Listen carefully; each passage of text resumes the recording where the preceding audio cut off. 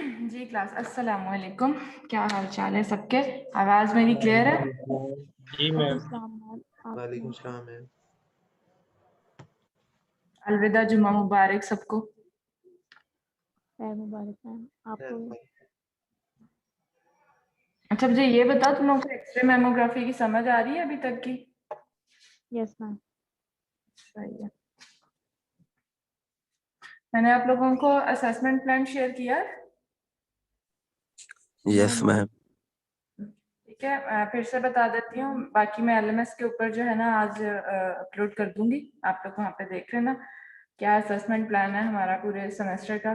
मैंने आपको बताया था कि जो मेरे पास सेशनल है वो 20% होंगे, बाकी जो 80% है वो आपके एग्जाम मिड, फाइनल 60% है, और मिड्स जो है वो 20% हो गया। ठीक है, तो ये 80% आपके एग्जाम है, बाकी 20% सेशनल, और उन 20% में मैंने 10% क्विज रखा हुआ है। वो एलएमएस पे मैं एमसीक्यूज लूंगी आपके। ठीक हो गया। और जो 10% है उसमें 5% आपके असाइनमेंट और 5% आपकी क्लास पार्टिसिपेशन। और क्लास पार्टिसिपेशन मैंने आपको बताया था कि आफ्टर ईद हम स्टार्ट करेंगे, और जो भी अभी तक के लेक्चर्स हैं प्रीवियस, उनमें से कोई भी एक या दो क्वेश्चन जो है ना, बेसिक क्वेश्चन सिर्फ, जो कि ये नहीं कि आपको बहुत पढ़ना पड़ेगा उसके लिए, इतनी नॉलेज हो कि अभी तक जो समझ आ रहा है वो आपको क्लियर है, बेस आपकी क्लियर हो गई हुई है, वो चीज़ें मैं पूछूंगी। ठीक है, किसी का भी रैंडम नेम अनाउंस करके उससे क्वेश्चन पूछ के और वहीं पे साथ ही मैं मार्क्स लगा दूंगी। ठीक है, क्लास पार्टिसिपेशन हो जाएगी। पहले मेरा था कि ईद की छुट्टियों में आपको असाइनमेंट दे दूं, लेकिन काफ़ी बच्चों ने एतराज़ किया था कि नहीं, ईद की छुट्टियों में ना दें। तो ईद के बाद इंशाल्लाह फिर आपको एक असाइनमेंट भी दूंगी, वो आप लोगों ने मुझे गूगल ड्राइव पे जो है सेंड कर देनी है सबने। ठीक है। और फिर उसके बाद रह गया हमारा क्विज। क्विज इंशाल्लाह जब भी डेट अनाउंस होगी क्विज की, मैं क्विज ले लूंगी एलएमएस के ऊपर ही।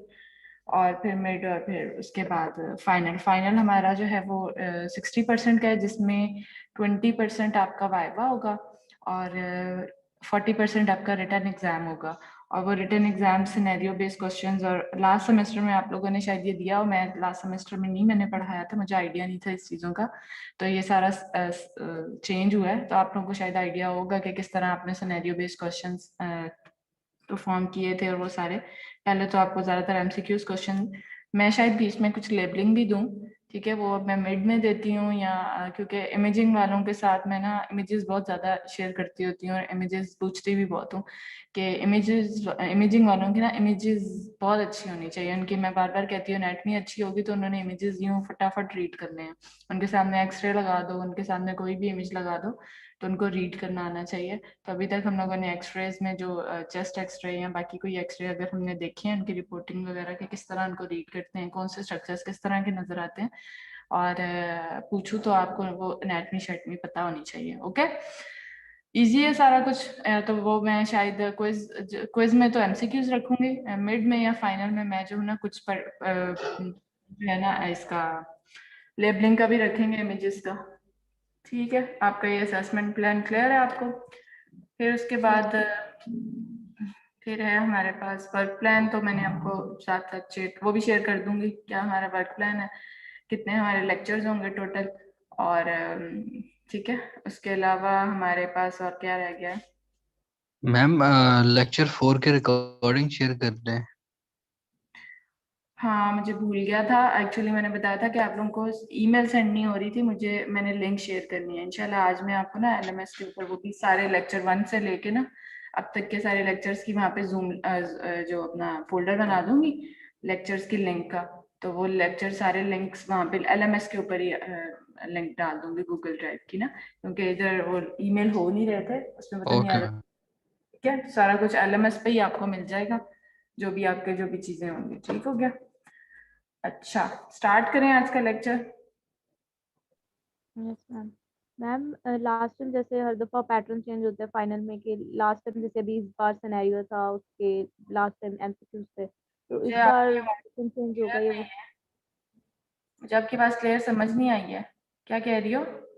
मैम मैं ये कह रही हूँ कि जैसे हर बार जो है वो पैटर्न चेंज हो जाता है, अभी जैसे लास्ट टाइम सिनेरियो था, उससे पहले ही मतलब जैसे वाइवा लिया था इन्होंने, तो इस हम्म, बार भी चेंज होगा या नहीं? मैंने आपको बताया ना, फाइनल का पूछ रही हो ना। फाइनल 60% है, जिसके अंदर 40% आपका रिटर्न एग्जाम होगा, और वो रिटर्न एग्जाम में सिनेरियो बेस्ड क्वेश्चंस ही होंगे, ज्यादातर तो क्वेश्चंस ही मतलब लिए जाएंगे इस तरह, और जो बाकी 20% है वो वाइवा होगा, तो टोटल आपका 60% है फाइनल। Okay ma'am. ठीक है, उसमें से रिटर्न भी है, वाइवा दोनों है।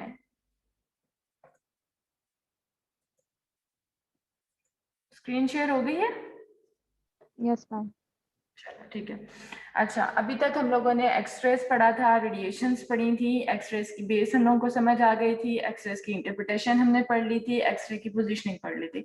अब एक्सरेज तो हो गया। अब मैंने बताया था कि X-ray is the basic source in radiology. Radiography जब भी हम करते हैं उसके लिए सबसे बेसिक जो हमारे पास स्कैन है वो एक्सरेज है। देन उसके बाद हम लोग डिफरेंट मोडालिटीज के अंदर इस सोर्स को यूज करते हुए इमेजेस बनाते हैं। ठीक है, एक्सरेज के बाद हम लोगों के पास आती है मेमोग्राफी। ठीक है, मेमोग्राफी क्या है? इसके अंदर भी सोर्स हमारे पास एक्सरेज ही यूज हो रही हैं, इसके अंदर भी उसी तरह की प्रोडक्शन होती है एक्सरेज की। ठीक है, इसी तरह उसके अंदर ट्यूब लगी होगी, लेकिन फर्क क्या है? सिंपल एक्सरेज जो जनरल रेडियोग्राफी है वो एक्सरेज ही होते हैं, जिसको जनरल रेडियोग्राफी भी कहते हैं। ठीक है, और इसके अंदर मैंने बताया था कि ये डेडिकेटेड है ब्रेस्ट इमेजिंग के लिए। ठीक है, ब्रेस्ट इमेजिंग के लिए ये इस डेडिकेटेड मेमोग्राफी, इसीलिए इसके अंदर हम लोग हमारे फैक्टर्स भी जो है ना comparative to the general radiography कम होते हैं। हम इसमें केवी कम रखते हैं, इसमें एमए कम रखते हैं, बिकॉज हमने एक स्पेसिफिक ऑर्गन को ही इमेज करना है, और उसके लिए हम लोगों को इतनी ज्यादा पेनिट्रेशन रिक्वायर्ड नहीं होती है, हम लोगों ने इतनी ज्यादा कॉलिमेशन नहीं खोलनी होती है कि हम लोग को एरिया जो है वो बहुत ज्यादा वाइड एरिया इसमें इंक्लूड करना है। तो mammography is the imaging of the breast dedicated है। ठीक है, इसमें सोर्स वही हमारे पास रेडियोग्राफी के अंदर जिस तरह यूज हो रही है, सोर्स हमारे पास एक्सरेज है।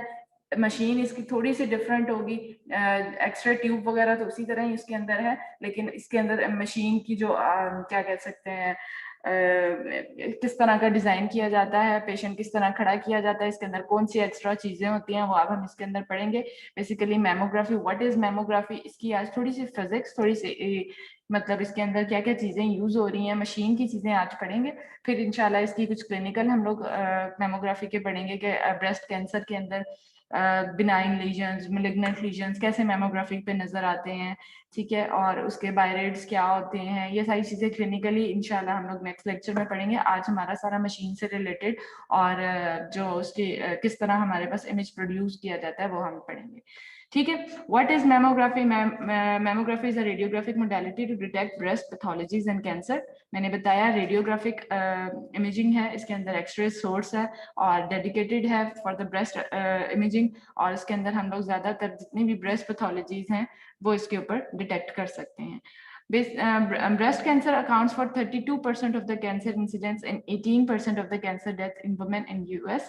ठीक है, ये इसका रेट है कि कैंसर किस तरह उसका इंसिडेंस रेट उसका इंक्रीज हो रहा है, या फिर हमारी अब तो बहुत ज्यादा एशिया के अंदर भी जो है, पहले यूएस के अंदर बहुत ज्यादा ये बढ़ रहा था, लेकिन अब हमारे मतलब इस तरफ इस एरिया में भी बहुत ज्यादा ब्रेस्ट कैंसर जो है बढ़ता जा रहा है। ठीक है, approximately 1 in 8 to 9 women in US will develop breast cancer over her lifetime. ठीक है, a mammograph can find breast cancer when it is very small, 2 to 3 years before we can feel it. ठीक है, तो हम लोग उसके ऊपर देखेंगे कि कितना छोटा अगर कोई लीजन है तो वो मेमोग्राफी के ऊपर डिटेक्ट हो सकता है या नहीं हो सकता। प्लस हम एज रिलेटेड भी आज पढ़ेंगे कि हमारे पास किस एज ग्रुप के लिए हम लोग मेमोग्राफी कर सकते हैं और किस एज ग्रुप के लिए हम लोग अल्ट्रासाउंड कर सकते हैं। ठीक हो गया, तो मेमोग्राफी कितना इफेक्टिव है टू डिटेक्ट ब्रेस्ट कैंसर, और अल्ट्रासाउंड कितना इफेक्टिव है, और किन हम लोग वो भी हम क्लिनिकल जब हम लोग इसकी मेमोग्राफी पढ़ेंगे तब इंशाल्लाह तब भी ये चीज डिस्कस करेंगे। ठीक हो गया, no screening tool is 100% effective. ठीक है, कोई भी हम लोगों की मोडालिटी, कोई इमेजिंग मोडालिटी जो है वो 100% इफेक्टिव नहीं होती है किसी भी पैथोलॉजी को डायग्नोज करने के लिए। ठीक हो गया, good quality mammograms can find 85 to 95% of the cancer. हम लोग कभी भी किसी चीज को 100% वो क्या कह सकते हैं रिपोर्ट ही नहीं कर सकते हैं, और ना वो चीज जो मोडालिटी है वो 100% तो कुछ भी नहीं है इस दुनिया में। ठीक हो गया, तो some cancers are not found until they reach this size. ये जो साइज है ना, आप देख रहे हो कि इतना बड़ा साइज भी समटाइम्स जो है वो कैंसर का हम लोग नहीं फाउंड कर सकते हैं किसी इमेजिंग मोडालिटी पे, और समटाइम्स इतना छोटा माइक्रो साइज जो होता है ना वो कैंसर का हम लोग इसके ऊपर डिटेक्ट कर सकते होते हैं। बट डिपेंड्स कि हम लोग कौन से पैथोलॉजीज पढ़ रहे हैं और कौन सी पैथोलॉजीज को डिटेक्ट किया जा सकता है। स्मॉलेस्ट से स्मॉलेस्ट भी कभी हम लोग की जो है वो हम लोग नहीं उसको देख पा रहे होते हैं, और समटाइम्स जो बड़ी है उसको हम लोग ये नहीं कह पा रहे होते कि आया ये कैंसरस है या कोई नॉर्मल उसका कोई ऑर्गन उसका स्ट्रक्चर है। ठीक हो गया। हमारे पास जो इमेजिंग मोडालिटीज या कह लो इमेजिंग टेक्निक्स यूज होती हैं फॉर द ब्रेस्ट इमेजिंग, वो हमारे पास नंबर 1 पे तो आ गई एक्सरे, जो कि जिसे कहलाते हैं मेमोग्राफी। जो सिंपल हम ब्रेस्ट का एक्सरे या यूं कह लो कि ब्रेस्ट के एक्सरेज को हम मेमोग्राफी कहते हैं। ठीक हो गया। तो स्क्रीन फिल्म उसको कहते हैं ना जिसके अंदर कैसेट यूज हो रही है, जिसके अंदर हमारे पास एक फिल्म यूज हो रही है, उसके ऊपर इमेज क्रिएट हो रहा है, देन इमेज जो है वो हमारे पास प्रोसेसिंग के थ्रू जो है वो डिजिटल, अगर अब तो एनालॉग तो खत्म हो गया, जो हमारे पास पहले यूज होता था मैनुअली डेवलप किया जाता था, और मैंने आपको बताया था जिस तरह पहले हम लोग की पिक्चर्स भी होती थी उनको डेवलप करवाया जाता था, सेम लाइक दैट हम लोग की जो एक्सरेज थी उनको भी उसी तरह केमिकल्स के थ्रू, उनको डेवलपिंग प्रोसेस के थ्रू जो है गुजारते होते थे, और फिर हम लोग के पास इमेज जो है वो फिल्म के ऊपर आता होता था। लेकिन आजकल जो है वो खत्म हो गया वो चीज़, हर चीज़ डिजिटल है। तो उसमें क्या होता है कि हमारे पास जो इमेज है वो डिजिटली कन्वर्ट होता है और हमारे पास स्क्रीन के ऊपर डिस्प्ले हो जाता है। तो वो सारा प्रोसेस जो है ना स्क्रीन फिल्म एक्सरे या स्क्रीन फिल्म मेमोग्राफी जो है उसको कहते हैं। ठीक हो गया।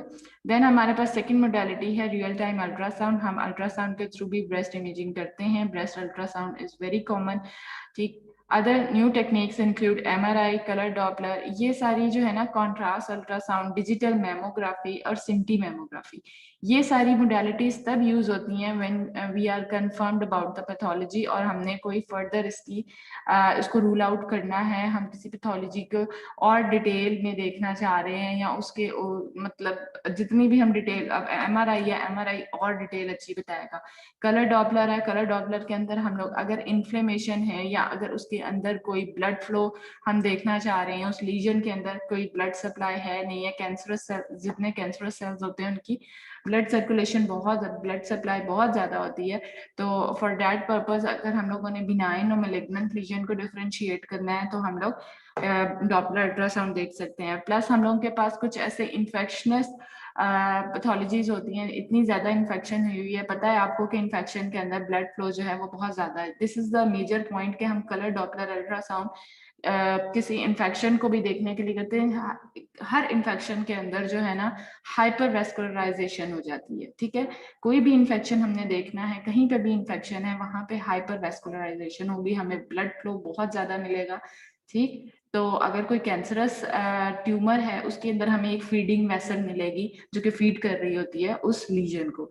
ठीक है। तो colour Doppler is that important. फिर हमारे पास कॉन्ट्रास्ट अल्ट्रासाउंड है, उसको भी हम लोग कई कई जगहों पे यूज करते हैं। डिजिटल मेमोग्राफी है, नया आ गया है मेमोग्राफी के अंदर ही, जिस तरह मैंने पहले बताया था कि एनालॉग था, वो भी सारा डिजिटल कन्वर्जन है इमेज प्रोसेसिंग की। सिंटी मेमोग्राफी के अंदर क्या होता है कि अगर कोई लीजन हमारा, अगर आपको कंफर्म्ड है कि दैट इज अ लीजन, तो जिस तरह हम लोग न्यूक्लियर मेडिसिन जो हमारी मोडालिटी है, न्यूक्लियर मेडिसिन के अंदर एक आइसोटोप पेशेंट के अंदर इंजेक्ट करते हैं और वो आइसोटोप जो भी होता है रेडियो आइसोटोप, वो पेशेंट के अंदर से रेडिएशन इमिट करना शुरू हो जाता है, पेशेंट खुद एक सोर्स बन जाता है। ठीक है। उस फिर रेडिएशन को हम डिटेक्ट करते हैं गैमा कैमरा के अंदर।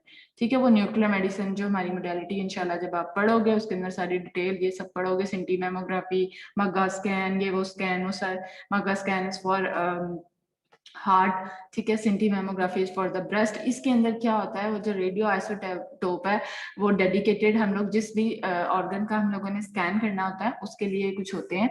आयोडीन जो है वो हम टेक्नीशियन या आयोडीन जो है वो पेशेंट को इंजेक्ट किया जाता है, उसके बाद जो है पेशेंट की इमेजिंग की जाती है और वो लीजन जिसके अंदर हमें पता है कि ये कोई कंफर्म पैथोलॉजी है, अगर वो बेसिकली हम लोगों ने उसकी फिजियोलॉजी देखनी है। ठीक है। इसके अंदर हम क्या करते हैं, एनाटमी वगैरह देख लेते हैं। जब हमने फिजियोलॉजी देखनी है जिसके अंदर हम लोग का कुछ फंक्शन देखना है, अब उस लीजन के अंदर कितनी अपटेक हो रही है, कितना उसके अंदर कितने टाइम के बाद ये रिलीज हो रहा है, क्या हो रहा है, वो सारा कुछ जितनी भी फिजियोलॉजी है ना, वो हम जो है वो न्यूक्लियर मेडिसिन के अंदर देख सकते हैं। ठीक, न्यूक्लियर मेडिसिन के अंदर अगर मेमोग्राफी ब्रेस्ट के अगर लीजन को देखना है तो उसको हम सिंटी मेमोग्राफी करते हैं बाय इंजेक्टिंग सम आइसोटोप्स, और उसके अंदर जो है वो पेशेंट के लीजन को हम अच्छी उसकी फिजियोलॉजी देख सकते हैं। ठीक, समझ आ गई। तो ये जो हमारे पास स्क्रीनिंग पर्पस के लिए या इमेजिंग पर्पस के लिए दो मोडालिटीज यूज हो रही हैं, वो है एक्सरेज मेमोग्राफी या फिर real time ultrasound. Then detailed अगर हम लोगों ने देखनी है तो फिर MRI, colour Doppler, contrast ultrasound, digital mammography और सिंटी मेमोग्राफी यूज की जाती है। What are the principles of the breast cancer? Patients in the early stages respond well to the extensive surgery, patient with advance disease do poorly. ठीक है, अब depend करता है कि पेशेंट किस कंडीशन, कितनी स्टेज, कौन सी स्टेज के ऊपर है।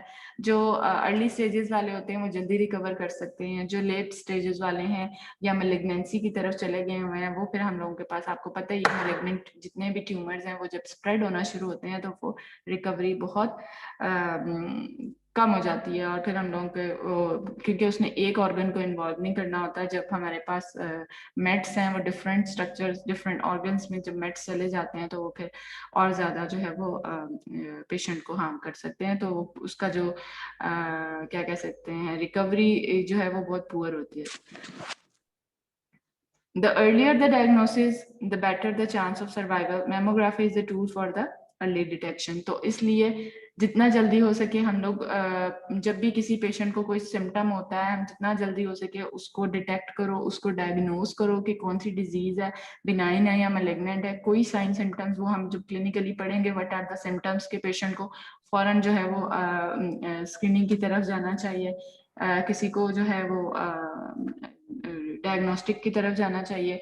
तो वो क्या एज ग्रुप्स हैं और किन किन कितने कितने टाइम के बाद हमें इसकी स्क्रीनिंग करवानी चाहिए। ठीक है, जिस रेशो से हमारा ये ब्रेस्ट कैंसर बढ़ता जा रहा है ना, तो उसके लिए जरूरी है, हमने टाइम ड्यूरेशन रखा हुआ है। नॉर्मल जिसको नहीं भी कोई साइन, कोई भी कंप्लेन है, तो वो किस तरह अपनी जो है वो देख सकता है कि हमें कोई प्रॉब्लम ना हो। ठीक हो गया। तो mammography is the tool for the early detection. Early detect करोगे जल्दी हमारे पास डायग्नोज हो जाएगा, जल्दी डायग्नोज हो जाएगा, जल्दी ट्रीटमेंट स्टार्ट होगा, जल्दी ट्रीटमेंट स्टार्ट होगा तो better chance of the survival कि हम उस डिजीज को क्योर कर सकें। अच्छा, what are the indications mammography के लिए? हमारे पास पेशेंट आ रहा है विद पेन, टेंडरनेस, स्वेलिंग के साथ आ रहा है, निपल डिस्चार्ज। अब डिपेंड करता है वो डिस्चार्ज किस टाइप का हो। किसी का जो है वो ब्लडी डिस्चार्ज होता है, ठीक है, किसी का वो कोई मिल्की डिस्चार्ज भी हो सकता है, किसी का इन्फेक्शनस जिस तरह का वो एक वाटरी डिस्चार्ज हो सकता है। डिपेंड करता है कि वो किस तरह का डिस्चार्ज है, but nipple discharge is the indication for the mammography. ठीक है, वो फिर हम रूल आउट करेंगे कि उसके क्या प्रॉब्लम है जिसकी वजह से इस तरह का डिस्चार्ज हो रहा है। देन कैल्सिफिकेशंस है, देन हमारे पास बिनाइन और मैलिग्नेंट ट्यूमर है, ठीक है, फिर लिम्फ नोड एनलार्जमेंट है। ठीक है, समटाइम्स पेशेंट इस तरह की कंप्लेंट के साथ आता है कि उसको ब्रेस्ट में तो कोई प्रॉब्लम नहीं है, लेकिन जो उसके लिम्फ नोड्स हैं, जो उसकी आर्मपिट के अंदर जो हमारे लिम्फ नोड्स हैं, एक्सिलरी एरिया के अंदर लिम्फ नोड्स हैं, वहां पे वो उसको स्वेलिंग फील होती है, उसको वहां पे गिल्टियां सी फील होती हैं, लेकिन ब्रेस्ट के अंदर कोई ऐसा प्रॉब्लम नहीं है। तो वो सिर्फ लिम्फ नोड्स एनलार्ज हुए होते हैं, तो उनको भी रूल आउट। जब भी हमने ब्रेस्ट अल्ट्रासाउंड ब्रेस्ट एक्सरेस करना है, हम लोगों ने साथ में ब्रेस्ट की इमेजिंग के साथ साथ हमने एक्सिला को भी देखना है। ठीक हो गया। Then what are the contraindication? Breast implant हुए होते हैं काफी पेशेंट्स के अंदर, हम उनके अंदर नहीं करेंगे। सिवियर निप्पल डिस्चार्ज के अंदर नहीं करेंगे। लार्ज पैल्पेबल मैसेज हैं, उसके लिए भी mammography is not good. Inflammation हुई है, वो भी हमें नहीं बता सकेगी उसके ऊपर। ठीक है, मैंने अभी आपको बताया इन्फ्लेमेशन के अंदर क्या हो जाता है, हाइपर वैस्कुलराइजेशन हो जाती है, ब्लड फ्लो बहुत ज्यादा इंक्रीज हो जाता है, जिसकी वजह से जो है इसको हम किसके ऊपर डिटेक्ट करते हैं, इसको कलर डॉपलर अल्ट्रासाउंड के ऊपर इन्फ्लेमेशन को देख सकते हैं, क्योंकि उसके अंदर हमने वैस्कुलराइजेशन देखनी है। ठीक है, अच्छा, फिर उसके बाद आ गया women within reproductive ages 15 to 40 benefit over risk. अब ये मैंने आपको बताया था कि कुछ एज ग्रुप्स हमने डिवाइड किए हैं कि किन के अंदर हम मेमोग्राफी करते हैं और किन के अंदर हम अल्ट्रासाउंड करते हैं। तो जो एज ग्रुप हमारा यंगर एजेस है फ्रॉम 15 to 40, अब तो 35-40 मतलब 40 एज तक जो है वो हम मैमोग्राफी नहीं करते, ठीक है। मैमोग्राफी 40 एज तक नहीं करेंगे। 15 से 40 एज जो है वो यंग एज होती है, रिप्रोडक्टिव एज होती है। किसी को पता है कि इसके पीछे क्या कॉज है कि हम ये क्यों नहीं करते हैं, हम अल्ट्रासाउंड क्यों करते हैं? मैम रेडिएशंस यूज हो रही है इस वजह से। इसमें एक्सरेज होती है तो रेडिएशन होती है, इसकी वजह से जिन पेशेंट को ना भी हो तो उनको रेडिएशन एसोसिएटेड कैंसर हो सकता है। बिल्कुल ठीक है, वेरी गुड, ठीक है। आयनाइजिंग रेडिएशंस है, एक्सरेज हैं, ठीक है। एक्सरेज तो है ही आयनाइजिंग रेडिएशंस, तो वो हमारी बॉडी को हार्म कर सकते हैं।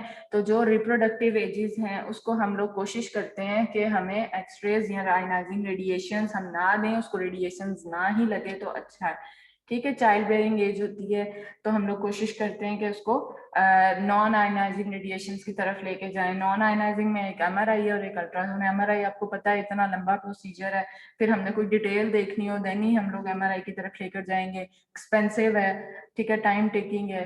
तो हम फिर उसके बराबर क्या हमारे पास अच्छा स्कैनिंग है, हमारे पास अल्ट्रासाउंड है। तो हम लोग इस एज ग्रुप के लिए अल्ट्रासाउंड किया जाता है। एंड अबव 40 मैमोग्राफी, ठीक हो गया।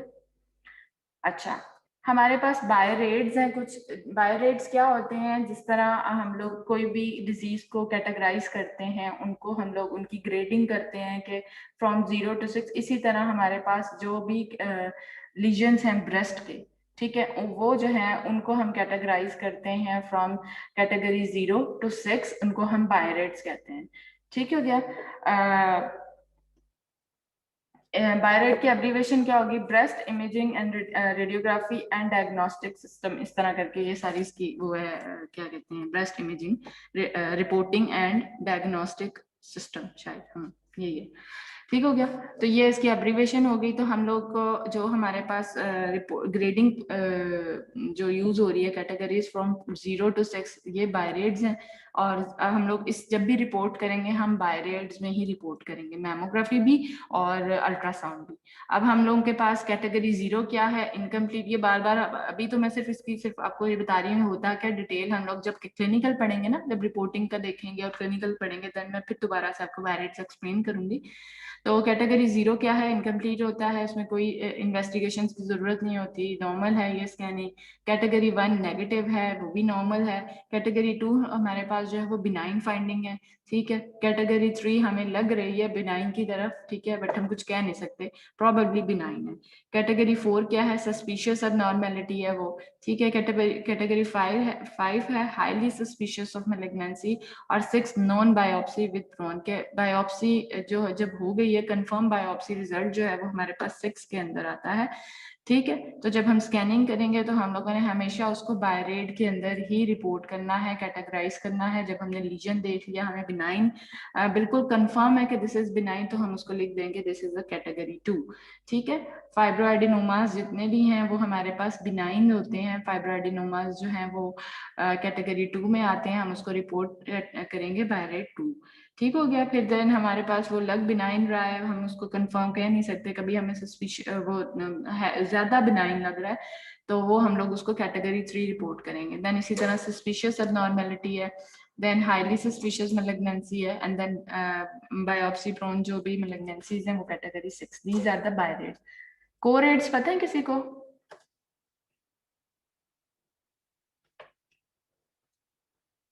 आजकल तो बहुत ही हर एक की कोरेट्स आ रहे हैं, पता नहीं है किसी को, कितना सुनने में आ रहा है। कोरेट्स जो है कोविड के ग्रेडिंग की हुई है। लंग्स के अंदर जितना भी हमारा इन्फेक्शियस कुछ काफी ऐसे केसेस भी अब आ रहे हैं कोविड के जो कि PCR नेगेटिव है, बट उसको जो डिजीज क्या कह सकते हैं, उसको सिम्टम्स सारे जो है वो कोविड वाले ही हैं, ठीक है। PCR तो उसके अंदर हम लोग ना नेट पे सर्च करना सब जाके व्हाट आर कोरेट्स, और उसके अंदर भी इस तरह उन्होंने कैटेगराइज किया हुआ है 0 से 5 तक।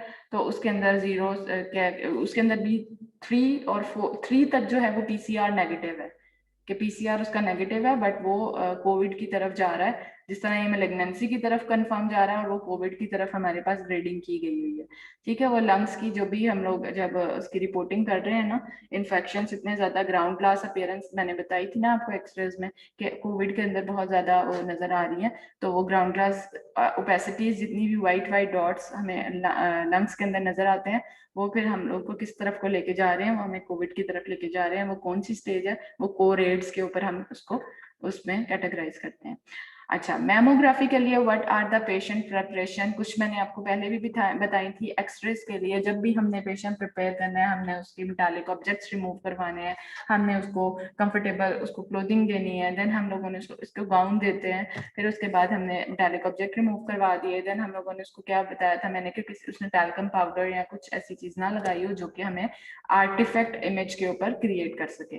ठीक है, तो इसको पढ़ लें। The patient is requested to take proper bath before coming for the procedure, क्योंकि उसकी बॉडी के ऊपर कोई भी ऐसी चीज जो कि जिस तरह पाउडर या कुछ भी ऐसा लगा होगा तो वो क्या होगा, हमारे पास आर्टिफैक्ट छोटा सा भी, अब आपको पता है मैंने जिस तरह पीछे बताया था, छोटा सा डॉट भी जो है वो हम लोगों को कैंसरस सेल्स की तरफ लेकर जा सकता है। तो हम लोगों ने बिल्कुल इसको प्रॉपर प्रिपेयर करना है पेशेंट को कि कहीं ये आर्टिफैक्ट को हम आर्टिफैक्ट जो है वो हम उसको मिसडायग्नोज की तरफ ना ले जाएं, उसको हम कैंसरस ना कह दें और वो आगे जो है वो हमारी गलत ट्रीटमेंट की तरफ चला जाए। तो patient preparation is very necessary. तो the patient is requested to take proper bath before coming for the procedure. Patient should not wear deodorant, talcum powder or lotion under her arms or on her breast, as these may appear on the mammogram and interfere with the correct diagnosis, जो कि artifacts होते हैं. She is suggested to wear loose clothing so that it is easier for her to change for the procedure. She is asked to bring along any histopathological report if done before mammography for the clinical correlation. A clean green hospital gown should be provided to the patient before the procedure. Patient privacy should be maintained and conducive environment should be created. अब आपको पता है कि mammography जो है वो female ही ज़्यादा करती हैं, और इसीलिए मैं कहती हूँ कि अगर किसी का इंटरेस्ट मैमोग्राफी की तरफ है ना, तो वो गल्फ की तरफ निकल जाए, और वहाँ पे आपको इतनी वैकेंसीज मिलेंगी गल्फ के अंदर। तो अल्ट्रासाउंड भी फीमेल्स ज़्यादा कर रही हैं, ठीक है, और उनकी सीट्स बहुत ज़्यादा हैं। आप वहाँ पे गल्फ की तरफ निकलो, यहाँ पे और आपकी बेतहाशा जॉब्स हैं, ठीक है। वहाँ गर्ल्स में तो ज्यादातर करवाते ही फीमेल से ही है, अल्ट्रासाउंड भी, और ऑब्वियसली मैमोग्राफी तो करती ही फीमेल्स है। तो उसमें कोशिश करो कि जो है ना फीमेल्स जो है वो इस फील्ड के अंदर अपने आप को ज्यादा आगे की तरफ लेकर जाए, ठीक हो गया।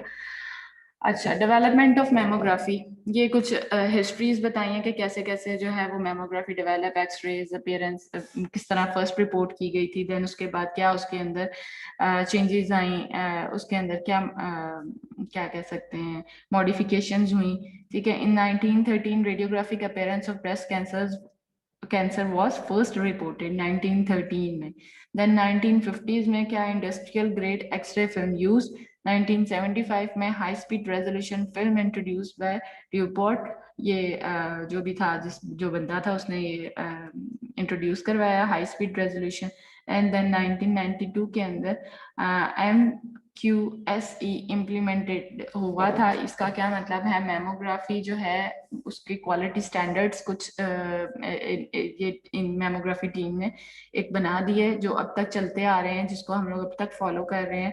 MQSE mammography quality standard acts हैं, ठीक है। और उन्होंने कुछ पॉइंट्स, बल्कि इनका पूरा पेज है वहाँ पे, आप देखना कि क्या इन्होंने हर चीज उसके अंदर डिफाइन की हुई है कि क्या पेशेंट प्रिपरेशन होनी चाहिए, क्या उसकी क्या कहते हैं क्वालिटी, किस तरह उसको अच्छे करने के लिए ये उसके पॉइंट्स हैं, वो सारा उसके अंदर उन्होंने मेंशन किया। Formal training and continuing education required regular inspection of the equipment, documentation of the quality assurance, report means of reporting result, follow up, tracking patient and monitoring outcomes. ये सारे क्या है, मैमोग्राफिक क्वालिटी स्टैंडर्ड्स एक्ट है। Then हमारे पास breast cancer screening. अच्छा, जब भी हम लोग इमेजिंग करते हैं ब्रेस्ट की, तो हम उसको दो टाइप्स में डिवाइड करते हैं। Number 1 is the diagnostic mammography and the other one is the screening mammography. अच्छा, डायग्नोस्टिक मैमोग्राफी वो होती है जिसके अंदर कंफर्म हमारे पास जो है कोई लीजन था जिसको हमने डायग्नोस कर लिया है, और देन हम लोग उसको फर्दर उसको क्या कह सकते हैं रूल आउट कर रहे हैं, उसकी फर्दर इमेजिंग कर रहे हैं। ये स्क्रीनिंग वो है जो कि हम एसिम्टोमेटिक पेशेंट्स में करते हैं। वो तो सिम्टोमेटिक पेशेंट है, हमें कंफर्म है कि उसके अंदर लीजन है, पेशेंट इन कंप्लेंट्स के साथ आ रहा है, ठीक है। बट जो हम जैसे लोग हैं जो एसिम्टोमेटिक हो है, जो वो उनकी स्क्रीनिंग की जाती है, ठीक है। वो एनुअल स्क्रीनिंग होती है, वो मंथली स्क्रीनिंग हो सकती है। वो कौन कौन सी स्क्रीनिंग किस तरह की जाती है वो हम इसमें इस चार्ट के अंदर लिखा हुआ है सारा। तो American cancer society and American college of radiology suggest that all women over 50 years should undergo annual mammography. अब कोई ऐसी 50 से प्लस जितनी भी वुमेन है उनको तो एनुअल अपनी स्क्रीनिंग करवानी चाहिए, बिकॉज अगर उनको कोई सिम्टम नहीं है लेकिन फिर भी उनको एनुअल स्क्रीनिंग करवानी चाहिए अबव 50 जो है. Women between 40 to 49 should have one done every alternate year. A baseline mammogram should be done at the onset of menopause. अब क्या है इसके अंदर हम लोगों ने एग्जामिनेशन देखो तो सेल्फ एग्जामिनेशन है कुछ, ये आप नेट पे देखना कि किस तरह हम अपनी सेल्फ एग्जामिनेशन भी कर सकते हैं. हाँ, क्या स्टेप्स होते हैं, ठीक है. उसके अंदर किस तरह हम लोगों ने अपने क्या कह सकते हैं आर्म पेट और एक्सिलर रीजन को भी देखना होता है. कोई लम्प फील हो रहा है तो हम लोगों ने उसको फौरन जाना है स्क्रीनिंग के लिए. वो तो सिम्टोमेटिक चीजें आ जाती हैं, वो तो कंफर्म जाना है हम लोगों ने स्क्रीनिंग के लिए, स्कैनिंग के लिए.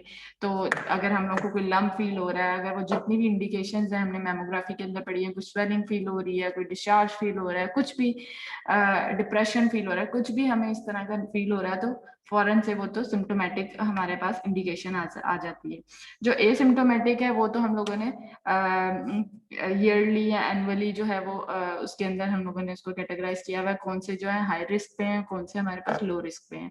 अच्छा, self examination less than 40 years के अंदर जो है वो मंथली की जाती है, 40 to 49 के अंदर भी मंथली, अबव 50 भी मंथली आप अपनी सेल्फ एग्जामिनेशन करो. आफ्टर जो है पीरियड्स के बाद जब भी हम लोग ये अपनी स्कैनिंग करें तो इसके लिए ज़रूरी है कि हम मंथली जो है इसको अपना सेल्फ एग्जामिनेशन करें. उसका जो टाइम है वो आप देखना नेट पे, कितने डेज मतलब कब हम अपनी एग्जामिनेशन हर मंथ कर सकते हैं.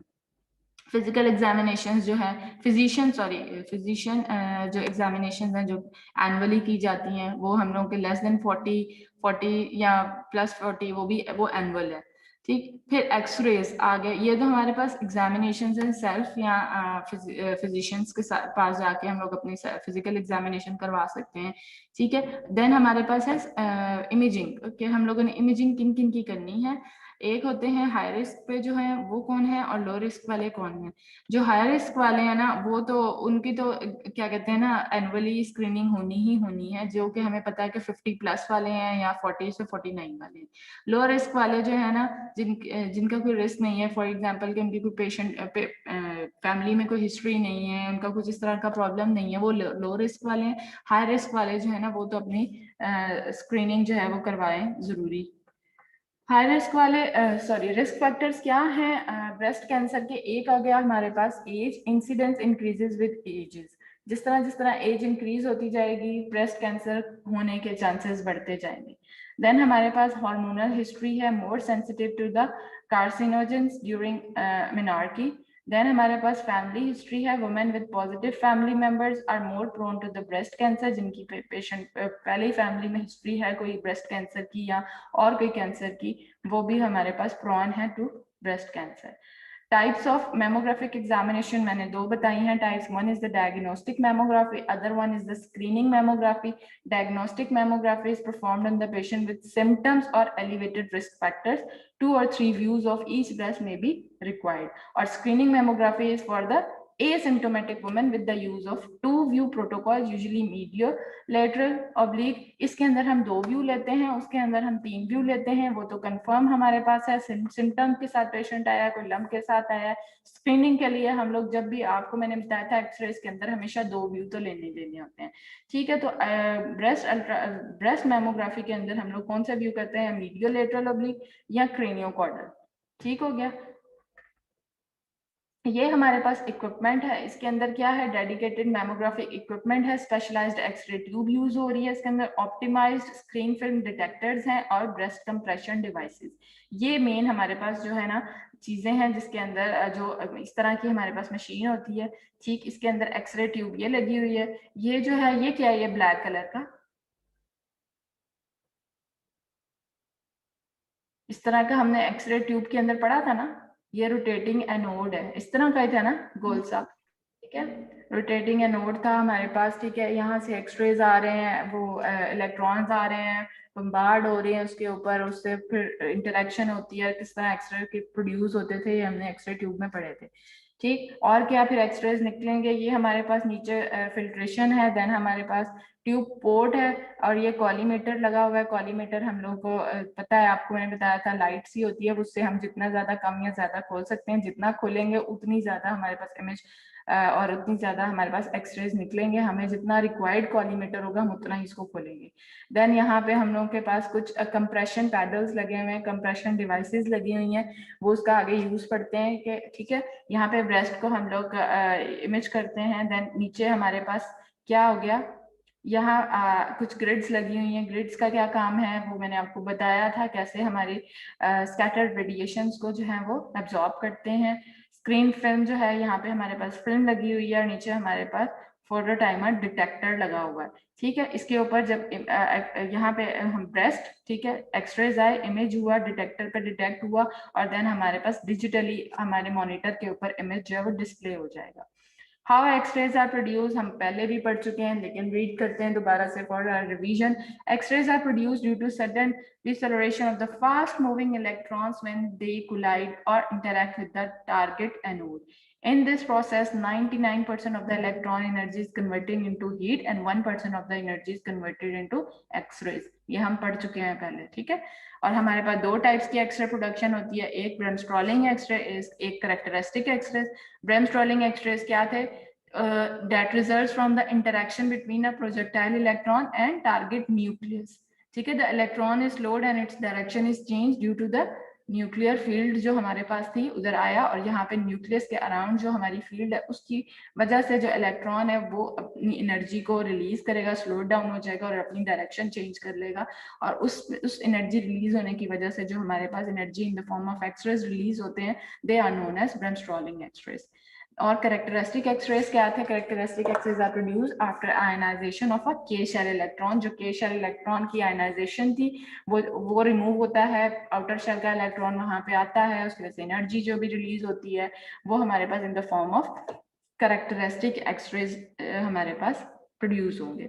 When an outer shell electron fills the vacancy in the K shell and X-ray is emitted in mammography, 17.5 या 19.5 kilo electron volt characteristic X-ray is produced when molybdenum target and 23 keV is produced when rhodium targets are produced। ठीक है, ये targets हैं कुछ, वो हम आगे पढ़ते हैं कि इसके अंदर टारगेट कौन कौन, उसके अंदर टारगेट कौन सा था एक्सरेज के अंदर, जनरल के अंदर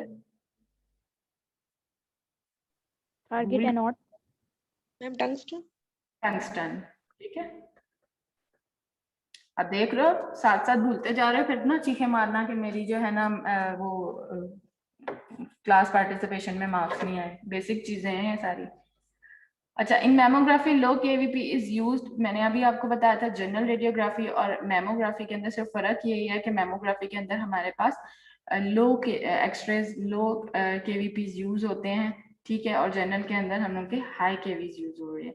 इन mammography low kVp is used because it helps to minimize Compton scattering and maximize the photoelectric effect in order to enhance the differential absorption by various tissues of the breast। अब different tissues हैं, soft tissues ही हैं सारे, हमें grey structure ज्यादा चाहिए। ठीक है, अब हम लोग ने एक्सरेज के अंदर देखा था ओवर पेनिट्रेशन और अंडर पेनिट्रेशन का एक इमेज देखा था। अब हमें ज्यादा अगर हम लोग इसके अंदर कर दें, हमने एक छोटा ऑर्गन को ही इमेज करना है, उसके अंदर अगर हम केवीपी ज्यादा रखेंगे तो हम डिफरेंशिएट नहीं कर पाएंगे डिफरेंट ग्रे स्ट्रक्चर्स को। ठीक है, इसके अंदर बहुत सारे ग्रे स्ट्रक्चर्स होते हैं, सारे सॉफ्ट टिश्यूज हैं, उसके लिए हम लोग केवीपी लो रखेंगे। ठीक, as glandular tissue of the breast is highly radiosensitive, low KVP helps to reduce radiation dose to the breast। दूसरा हमारे पास केवी कम रखने का एडवांटेज ये है, एज अ ग्लैंडुलर टिश्यू, ठीक है, रेडियो सेंसिटिव है ब्रेस्ट जो है, और इसीलिए हम लोगों ने पेशेंट की रेडिएशन को कम से कम रखना है, उसको हमने कम से कम रेडिएशन देनी है, दैट्स व्हाई केवीपी जो है हम लोग कम रखते हैं। ये 2 पॉइंट हो गए। अच्छा, इस टेबल के अंदर दोनों का डिफरेंशिएट किया हुआ है दोनों का। एक है जर्नल एक्सरे ट्यूब जो कि है हमारी जर्नल रेडियोग्राफी है, और दूसरा हमारी मैमोग्राफी है। दोनों के अंदर क्या डिफरेंट है, एक है जर्नल रेडियोग्राफी के अंदर both bremsstrahlung x-rays and characteristic X-rays are produce, और मैमोग्राफी के अंदर only characteristic X-rays are produce.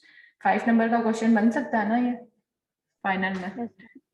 Table बनाओ चलो, what are the difference between general x-ray tube and mammography tube. 5 point तो लिखने जरूरी हैं, 7 है, 5 तो लिखो, ठीक है, 5 नंबर के लिए। अच्छा, इसके अंदर सिर्फ करेक्टरिस्टिक एक्सरेज यूज हो रहे हैं। फिर हमारे पास इसकी 50 से 120 तक केवीपी यूज हो रहा है और उसके अंदर हम लो केवीपी यूज कर रहे हैं 20 से 35 केवीपी। टारगेट इसके अंदर क्या था और फिल्टर क्या था, ये हमारे पास ये इन्होंने फिल्टर्स बताए हुए हैं और टारगेट बताया हुआ है टंगस्टन, और उसके बाद जो हमारे फिल्टर है वो क्या हमारे पास एल्यूमिनियम और कॉपर, और इसके अंदर हमारे पास कौन सी यूज हो रही है, मोलिब्डियम और रोडियम। फिर हमारे पास विंडो थी, वो ग्लास की थी, इसके अंदर जो है बेरिलियम और वेरी थिन बोरोसिलिकेट ग्लास जो है वो विंडो यूज हो रही है। SID क्या था, सोर्स टू इमेज डिस्टेंस, उसके अंदर 100 से 180 सेंटीमीटर और इसके अंदर 60 से 80 centimetre. Anode angulation 6 to 20 degree, tube angle नील 6 degree, tube angle 33 to 35 degree, ठीक है, इसके अंदर एंगुलेशन है। Focal spot is very important, very important, very important, बार बार बताती हूँ। Focal spot is for the spatial resolution. हमने जितनी अच्छी स्पेशल रेजोल्यूशन देखनी है उतना छोटा हमारा फोकल स्पॉट साइज होगा, ठीक है। फोकल स्पॉट उसके अंदर 0.1 से 1 mm एंड 0.3 से 3 mm यूज हो रहा है, और इसके अंदर तो हो ही छोटा रहा है 0.1 mm से 0.3 mm तक, ठीक है। हमने इसके अंदर डिटेल देखनी है, हमने इसके अंदर स्पेशल रेजोल्यूशन बेहतर देखनी है, दैट्स वाई इसके अंदर फोकल स्पॉट जो है वो इतना होना चाहिए, छोटा होना चाहिए मेमोग्राफी के अंदर। ये पॉइंट ना मिस करना, ठीक है, अगर लिखोगे तो मारूंगी वरना। अच्छा, फिर हमारे पास आ गया वही टारगेट और फिल्टर, ठीक। जनरेटर की कितनी फ्रीक्वेंसी है, high frequency generator with 5 to 10 kilohertz power is use. बाकी ये टारगेट और फिल्टर्स हैं जो कि यूज हो सकते हैं। फिल्ट्रेशन का क्या काम है, window of the X-ray tube should not attenuate X-ray beam significantly. हमारे पास जो साइड्स पे स्कैटर्ड रेडिएशन जा रही हैं उसको हम फिल्टर कर सकते हैं, और विंडो जो है वो ग्लास विंडो है, ठीक है। उसके बाद inherent filtration of no more than 0.1 mm aluminium equivalent, under no circumstances is total beam filtration less than 0.5 mm। ये फिल्ट्रेशन की उन्होंने थिकनेस बता दी है कि इतने mm या इतने हम लोग फिल्ट्रेशन यूज करते हैं फॉर द एब्जॉर्प्शन। देन हमारे पास ग्रिड है, ग्रिड रेशियो जो है वो इस तरह की ग्रिड होती है, ठीक है। अब कॉपर की वो जो सेंटर में इस तरह की प्लस ये जो बने हुए ना दरमियान में, क्या इसको कह सकते हैं, इस तरह और इस तरह, जो ये कॉपर की हमारे पास स्ट्रिप्स होती हैं, और इसके अंदर जो स्पेसिस हैं they are the air inter space. इसमें से जो रेडिएशन है वो जो सीधी जाएंगी वो तो नीचे इमेज बना देंगी, जो इस तरह इस तरह इस तरह इस तरह टेढ़ी मेढ़ी सी आ रही थी, और जिसकी वजह से जो है वो स्कैटर्ड रेडिएशन या फिर हमारा इमेज जो है वो उसकी रेजोल्यूशन खराब हो सकती है, वो इसके अंदर एब्जॉर्ब हो जाएंगे ग्रिड्स के अंदर, ठीक हो गया। फिर हमारे पास कंप्रेशन डिवाइस मैंने आपको दिखाई थी इसके इमेज के अंदर के कुछ पेडल कंप्रेशन डिवाइसेस लगी होती हैं, उनका क्या काम है। Compression is achieve with the low attenuating Lexan pedal attached to a compression devices, ठीक हो गया। Parallel to the breast support table, spot compression uses small pedals principle। अब देखो ये हमारे पास breast है, ठीक है, ये ऊपर हमारे पास compression devices लगे हुए हैं। एक हमारे पास एरिया कंप्रेशन है जिसने पूरे एरिया को इस तरह कंप्रेस कर दिया ब्रेस्ट को। एक हमारे पास स्पॉट कंप्रेशन है कि हमने एक स्पेसिफिक स्पॉट को ही कंप्रेस करके देखना था, उसको कहते हैं स्पॉट कंप्रेशन, ठीक है। ये हमारे पास अनकंप्रेस्ड एरिया है और ये हमारे पास कंप्रेस्ड है। अब कंप्रेशन का फायदा क्या होता है मेमोग्राफी के अंदर, कंप्रेशन बेसिकली की जाती है एक तो spread the anatomy out to minimise overlying structures, जो हमारी ओवरलैपिंग कुछ हुई होती है स्ट्रक्चर्स की, बिल्कुल अगर हम लोग कंप्रेस कर देते हैं तो वो हमारे पास एनाटॉमी अच्छी और इम्प्रूव कॉन्ट्रास्ट रेजोल्यूशन।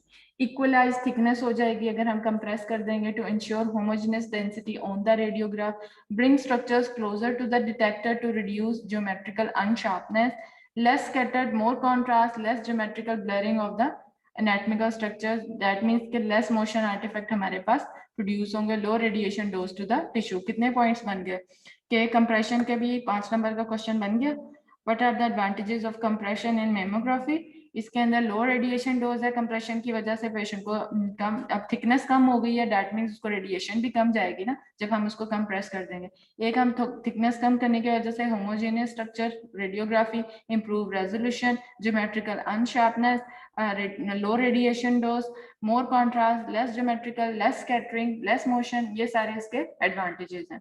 अच्छा, ऑटोमेटिक एक्सपोजर कंट्रोल AEC जो होता है ना, वो क्या होता है? It's a photo timer. ये ऑटोमेटिक एक्सपोजर इसके अंदर लगा होता है, जो कि कंट्रोल करता है हमारे सेंसर्स लगे हुए रेडिएशंस को, और या इनको एम्पलीफाई करता है voltage comparative to the control the exposure. समझ लो कि हमारे एक्सपोजर को जो है वो ऑटोमेटिकली कंट्रोल करता है। जिस तरह मैंने बताया था कि हमारी बढ़ते जा रही हैं, मॉडिफिकेशंस होती जा रही हैं मशीन के अंदर, नई से नई टेक्नोलॉजी आती जा रही है। ये एक नई टेक्नोलॉजी ऑटोमेटिक एक्सपोजर कंट्रोल, इसके अंदर अब डिवाइस यूज होती है जो कि एक्सपोजर को ऑटोमेटिकली जो है रेडिएशन को सेंस करते हुए प्रोड्यूस किया जा सकता है। ठीक है, थैंक यू।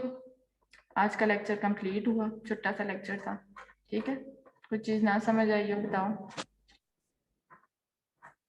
ठीक है, मेमोग्राफी की हम लोगों ने ये कुछ फिजिक्स समझ लो पढ़ ली हुई है, कौन सी मशीन यूज हो रही है, मशीन के अंदर एक्सरेज प्रोड्यूस कैसे हो रहे हैं, कंप्रेशन डिवाइसेस, कुछ मशीन की चीजें पढ़ ली हैं। फिर हम लोग इंशाल्लाह ब्रेस्ट कैंसर के बारे में पढ़ेंगे सारा क्लिनिकली, और वो इंशाल्लाह हम नेक्स्ट लेक्चर में पढ़ेंगे। आज क्या है? फ्राइडे। अब आ रही हैं छुट्टियां आप लोगों की ईद की। अब इंशाल्लाह ईद के बाद जो हमारा ट्यूसडे और फ्राइडे, ट्यूसडे अब आएगा, हाँ ईद के बाद ट्यूसडे को लेक्चर होगा ईद के बाद। ठीक है,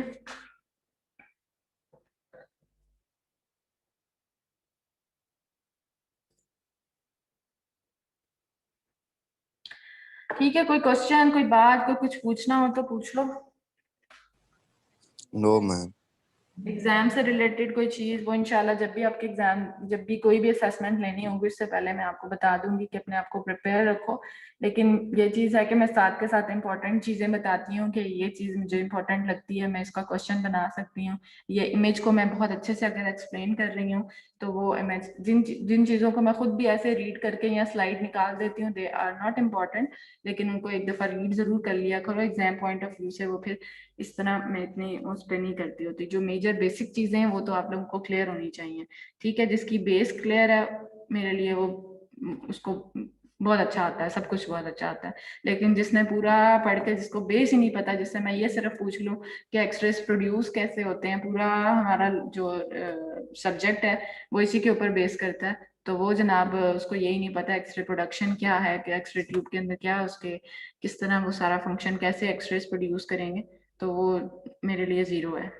ठीक है, तो बेसिक चीजें जो है वो अपने मैम ये जो आज आपने मेमोग्राफी का लेक्चर पढ़ाया है मैम, इसमें जो स्टैंडर्ड्स थे मेमोग्राफी के वो हैं इम्पोर्टेंट? हाँ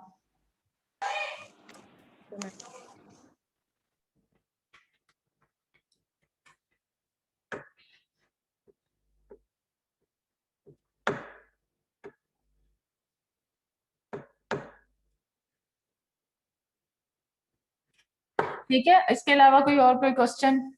आज के लेक्चर की समझ आ गई है मेमोग्राफी की? लो डोज एक्सरे जी मैम। जनरल वही सोर्स है हमारे, एक्सरेज ही सोर्स है, लेकिन इसके अंदर लो डोज एक्सरेज है। अगर मैं फर्क पूछूं तो वो भी एक्सरेज हैं, वो भी एक्सरेज हैं, तो कैसे बताओगे? एक ये कि they are low dose x-rays, दूसरा ये कि they are dedicated for the breast scanning, और इसके अंदर हम लोग के रेडिएशन कम रखते हैं हम लोग टू डिटेक्ट ब्रेस्ट कैंसर। ये मेन फर्क है इनके जनरल रेडियोग्राफी और मेमोग्राफी के अंदर। सोर्स दोनों की सेम है, मेमोग्राफी के अंदर भी और उसके अंदर भी एक्सरेज यूज हो रहे हैं, बट डोज दोनों में कम है, एक के अंदर कम है, एक के अंदर ज्यादा है। ठीक, क्योंकि हमने पेनिट्रेशन को देखते हुए उतनी डोज रखनी है, हमने कितनी पेनिट्रेशन रिक्वायर्ड है, उसकी ऑर्गन की कितनी थिकनेस है, जितनी ज्यादा थिकनेस होगी उतना ज्यादा हम फैक्टर्स रखते हैं क्या, ताकि केवीपी और एमएस ज्यादा रखेंगे तो पेनिट्रेशन हमें ज्यादा चाहिए। अब लंग एक्सरे करना है, लंग के अंदर अच्छा खासा पेशेंट मोटा होता है, या मतलब वैसे भी नॉर्मली उसके अंदर बोन्स भी हैं, बाकी स्ट्रक्चर्स भी हैं, तो हमें पेनिट्रेशन ज्यादा चाहिए उसके लिए, तो हम लोग उसके लिए एक्सरेज के लिए फैक्टर्स ज्यादा रखेंगे। इसके अंदर क्या है, सॉफ्ट टिश्यू है, छोटा सा स्ट्रक्चर है, और हम कंप्रेशन देके उसकी थिकनेस को रिड्यूस कर देते हैं, और बाकी इसके अंदर हमने डिटेलिंग देखनी होती है, तो हम फिर अब क्लिनिकली देखेंगे कि हमें मैमोग्राफी नज़र कैसा आता है, उसके अंदर स्ट्रक्चर्स कैसे नज़र आते हैं, डेंस ब्रेस्ट कैसा नज़र आता है, या जो हमारे पास फैटी ब्रेस्ट है वो कैसा नज़र आता है। एज के साथ साथ अबव एज 40 या 50 एज जो है हमें मैमोग्राफी किस तरह की नज़र आएगी, तब हमारे पास वो फैटी ब्रेस्ट हो जाता है। और जो यंग एजेस वाले हैं उसके अंदर ग्लैंडुलर टिश्यू बहुत ज़्यादा होता है, डेंस ब्रेस्ट होता है, वो हमें किस तरह के अपीयरेंस देता है, वाइट देता है या फैट जो है वो ब्लैक होती है, वो सारी क्लिनिकली देखेंगे चीज़ें। ठीक है, अभी हम लोगों को मशीन रिलेटेड या उस तरह की चीज़ें हम लोगों ने कंप्लीट इसकी मैमोग्राफी की पढ़ ली है। मैमोग्राफी हो जाएगा, इसकी क्लिनिकल हम तो 2 लेक्चर पढ़ लेंगे, ब्रेस्ट कैंसर के बारे में थोड़ा सा पढ़ लेंगे, देन हम लोग थर्ड हमारा रह जाएगा सिर्फ फ्लोरोस्कोपी। हमारा पूरा आपको पता है ना कि पूरा हमारा है ही ये सब्जेक्ट ही है x-ray, mammography and special radiological procedures या टेक्निक्स। ठीक है, एक्सरेज हो गया, मैमोग्राफी हम पढ़ रहे हैं, मैमोग्राफी की फिजिक्स वगैरह, और उसके बाद क्लिनिकल मैमोग्राफी हो जाएगा। देन हमारे पास स्पेशल रेडियोलॉजिकल प्रोसीजर्स जो है वो मैंने आपको बताया था फ्लोरोस्कोपी कहलाते हैं।